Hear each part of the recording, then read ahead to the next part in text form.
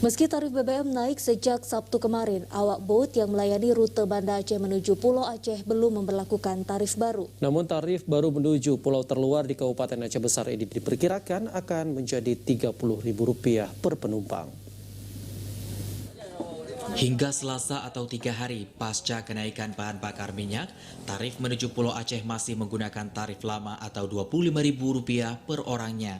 Tarif serupa juga berlaku bagi kendaraan roda 2 untuk rute Banda Aceh menuju Pulau Aceh, Kabupaten Aceh Besar.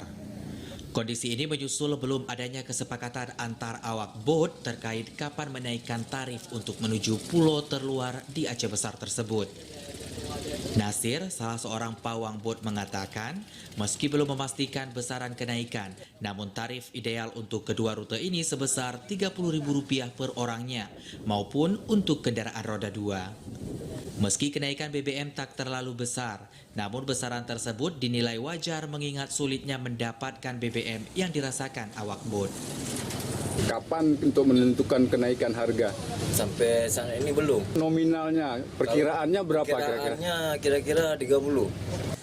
Bot atau kapal nelayan tradisional merupakan salah satu armada transportasi laut yang digunakan warga untuk menuju Pulau Aceh maupun sebaliknya. Selain 4 bot menuju Pulau Breh, bot tradisional juga melayani rute Banda Aceh Pulau Nasi yang juga berada di Kecamatan Pulau Aceh. Pemerintah diharapkan membantu distribusi BBM mengingat kondisi warga Pulau Aceh yang sebagian besar merupakan nelayan. Pemerintah juga diminta memperhatikan distribusi BBM bagi bot yang melayani rute menuju Pulau Aceh guna membantu perekonomian warga. Dari Aceh Besar, Arman Konadi, TVRI melaporkan.